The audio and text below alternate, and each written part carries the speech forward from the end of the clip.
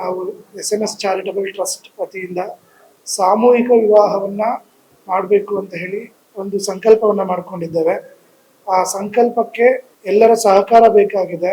ಮೂಲ ಉದ್ದೇಶ ಎಲ್ಲ ವರ್ಗದವರಿಗೂ ಈ ಒಂದು ವಿವಾಹ ಮಹೋತ್ಸವದಲ್ಲಿ ಪಾಲ್ಗೊಳ್ಳುವ ಅವಕಾಶ ಇರುತ್ತೆ. ಯಾವುದೇ ಜಾತಿ ಧರ್ಮ ಮತ ಅಂತ ಹೇಳಿ ನಾವು ವಿಂಗಡಣೆ ಮಾಡಿಲ್ಲ.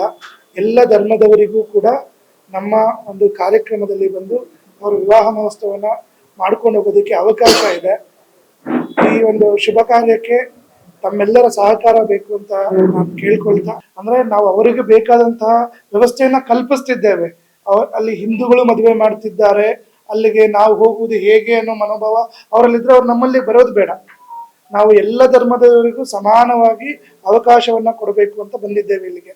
ಇಲ್ಲಿ ನಾವು ಸೇವೆ ಮಾಡಲು ಬಂದವರು ಧರ್ಮವನ್ನು ನೋಡಿ ಸೇವೆ ಮಾಡಬಾರ್ದು. ಧರ್ಮನ ನೋಡಿ ಸೇವೆ ಮಾಡಿದ್ರೆ ಅದು ಸೇವೆ ಅನ್ನಿಸ್ಕೊಳ್ಳೋದಿಲ್ಲ, ಸ್ವಾರ್ಥ ಆಗ್ಬಿಡುತ್ತೆ.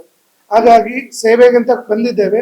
ಇವತ್ತು ಎಲ್ಲರಿಗೂ ಅವಕಾಶ ಇದೆ, ಇದು ನಿಮ್ಮಲ್ಲಿದೆ. ಈಗ ನೀವು ಹೇಗೆ ಜನಗಳಿಗೆ ತಲುಪಿಸ್ತೀರಾ ಅನ್ನೋದ್ರ ಮೇಲೆ ನಿಂತಿದೆ.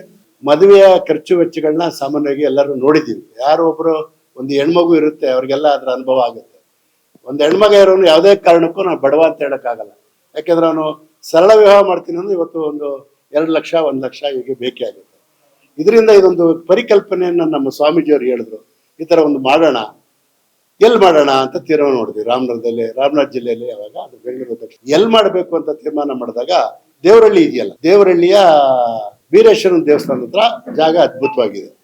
ಅಲ್ಲಿ ನೀರಿನ ಸೌಕರ್ಯ, ಮತ್ತೆ ಬಂದು ಹೋಗೋರಿಗೆ, ಮತ್ತೆ ವಾಹನಗಳ ನಿಲುಗಡೆಗೆ ಎಲ್ಲದಕ್ಕೂ ಕೂಡ ಅಲ್ಲಿ ಸೂಕ್ತವಾಗಿರೋ ಜಾಗ ಆಗಿರೋದ್ರಿಂದ, ಆಮೇಲೆ ಯಾರಿಗೂ ಕೂಡ ಅಲ್ಲಿ ತೊಂದರೆ ಆಗದೆ ಇರುವಂತ ಜಾಗನ ಅಲ್ಲಿಂದ ನಾವು ಒಂದು ಸ್ವಾಮೀಜಿಯವರ ಸಾನ್ನಿಧ್ಯದಲ್ಲಿ ಹೋಗಿ ಅದನ್ನ ನೋಡಿ ಬಂದು ಈ ಒಂದು ತೀರ್ಮಾನಕ್ಕೆ ಬಂದಿದ್ದೀವಿ. ಈ ಮದುವೆಗೆ ಸ್ವಾಮೀಜಿಗಳು ಹೇಳಿದ ಹಾಗೆ ಯಾವುದೇ ಧರ್ಮ ಭೇದ ಇಲ್ಲ, ಯಾವುದೇ ಜನಾಂಗ ಈ ಮದುವೆಯಲ್ಲಿ ಪಾಲ್ಗೊಳ್ಬಹುದು. ಪಾಲ್ಗೊಳ್ಳೋರ ಎಲ್ಲರದು ಆಧಾರ್ ಕಾರ್ಡು, ಜನನ ಮರಣ ಪ್ರಮಾಣ ಪತ್ರ, ವಾಸಸ್ಥಳ ದೃಢೀಕರಣ ಪತ್ರ ಜೊತೆಗೆ ಅವರು ಪಾಸ್ಪೋರ್ಟ್ ಸೈಜಿನ ಫೋಟೋಗಳು ಕೊಡ್ಬೇಕು. 3 ಫೋಟೋ ಕೊಡ್ಬೇಕು. ಹುಡುಗಿ ಇದು 3 ಫೋಟೋ, ಹುಡುಗ 3 ಫೋಟೋ ಕೊಡ್ಬೇಕು. ಅವರಿಗೆ ನಾವು ಮದುವೆಯ ನಂತರ ಅವರಿಗೆ ವಿವಾಹ ದೃಢೀಕರಣ ಪತ್ರವನ್ನು ನಾವು ಕೊಡ್ತೀವಿ. ಜೊತೆಗೆ ಹೆಣ್ಮಗುಗೆ ತಾಲಿ, ಕಾಲುಂಗುರ, ಚೈನ್, ಒಂದು ಜೊತೆ ಬಟ್ಟೆ, ಹುಡುಗನಿಗೆ ಒಂದು ಜೊತೆ ಮದುವೆಗೆ ಏನು ಸಂಬಂಧಪಟ್ಟಂತ ವಸ್ತ್ರ ಇರ್ತದೆ ಅದನ್ನ ನಮ್ಮ ಈ SMS ಚಾರಿಟಬಲ್ ಟ್ರಸ್ಟ್ ವತಿಯಿಂದ ನಾವು ಅವರಿಗೆ ನೀಡ್ತಾ ಇದ್ದೀವಿ. ಮತ್ತೆ ಅಲ್ಲಿ ಬಂದವರಿಗೆ ನಾವು ಹೇಳಿದೀವಿ, ಎಲ್ಲರೂ ಒಂದು ಸರಳ ವಿವಾಹ ಆಗಿರೋದ್ರಿಂದ ವಧು ಕಡೆಯಿಂದ ಒಂದು 15ರಿಂದ 20 ಜನ, ವರನ ಕಡೆಯಿಂದ ಒಂದು 15ರಿಂದ 20 ಜನ ಬನ್ನಿ ಅಂತ. ಅಲ್ಲಿ ಎಲ್ಲರಿಗೂ ಕೂಡ ಸರಳವಾದಂತ ಊಟದ ವ್ಯವಸ್ಥೆಯನ್ನ ಮಾಡಿರ್ತೀವಿ. ಇದಕ್ಕೆ ಏನಾಗ್ಬೇಕು ಅಂತಂದ್ರೆ ಇದರಲ್ಲಿ ಯಾವುದೇ ವಿಧವಾದಂತ ರಾಜಕೀಯ ಹಿತಾಸಕ್ತಿ ಆಗ್ಲಿ, ನಿಮ್ಗೆ ಗೊತ್ತು ಚಾರಿಟಬಲ್ ಟ್ರಸ್ಟ್ ಅಂತ ಅಂದ್ರೆ ನಾವು ಸೇವೆಗೋಸ್ಕರ ಮಾಡಿರೋಂತ. ನಮ್ಮ ಸ್ವಾಮೀಜಿ ಇರೋದು ಹೊಸಕೋಟೆಯಿಂದ ಅವರು ನಮ್ಮನ್ನ ಗುರುತಿಸಿ ಇಲ್ಲಿಗೆ ಬಂದು ಇವ್ರನ್ನ ಈ ಟ್ರಸ್ಟಿನಲ್ಲಿ ನಾವು ಅವ್ರನ್ನ ನಮ್ಮ ಗುರುಗಳನ್ನಾಗಿ ನಾವು ಸ್ವೀಕರಿಸಿದ್ವಿ.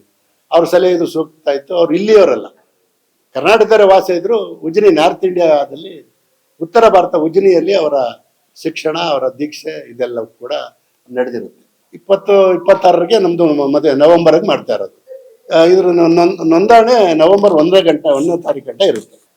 ಇದಕ್ಕೆ ಪೂರಕವಾಗಿ ರಾಮನಗರ ಜಿಲ್ಲೆಯಲ್ಲಿ ಅವೇರ್ನೆಸ್ ಆಗಕ್ಕೆ ಅಂತೇಳಿ ಈ ಒಂದು ಭಾನುವಾರ ಗುರುಭವನದಲ್ಲಿ ಒಂದು ಧಮ್ಮ ದೀಕ್ಷಾ ಕಾರ್ಯಕ್ರಮ ಅಂತ ಮಾಡ್ಕೊಂಡಿದ್ವಿ. ನಮ್ಮ ರಾಮನಗರ ಜಿಲ್ಲೆಯಲ್ಲಿ 5 ತಾಲೂಕು ಏನಿದೆ ಅಷ್ಟಕ್ಕೂ ಪ್ರಚಾರ ಮಾಡ್ತಾ ಇದೀವಿ.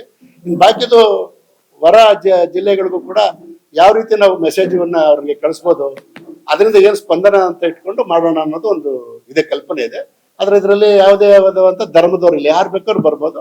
ನಮ್ಮಲ್ಲಿ ಸಹೋದರತೆ ಬಾಂಧವ್ಯತೆ ಇರಬೇಕು. ಅದರಿಂದ ಆ ರೀತಿ ಅದರದ ಸಂಪ್ರದಾಯ ಇರುತ್ತೆ. ಅದರದ್ದು ಗುರುಗಳು ಬರ್ತಾರೆ, ಅವ್ರವ್ರ ಎಲ್ಲೆಲ್ಲಿ ಬೇಕೋ ಅಲ್ಲಿ ಕೂರಿಸ್ತೀವಿ. ಅವ್ರವ್ರ ಒಬ್ಬೊಬ್ರದಾದ್ಮೇಲೆ ಒಂದೊಂದು ತರದಂತ ಅವ್ರದಾಗ ವಿವಾಹ ಮಹೋತ್ಸವವನ್ನು ಮಾಡಬೇಕು ಅಂತ ಹೇಳಿ ಅಂದ್ಕೊಂಡಿದ್ದೀವಿ. ಕರುನಾಡು ಟೈಮ್ಸ್ ಚಾನೆಲ್ನಲ್ಲಿ ಸುದ್ದಿ ಮತ್ತು ಜಾಹೀರಾತು ನೀಡಲು ಈ ನಂಬರ್ಗೆ ಕರೆ ಮಾಡಿ.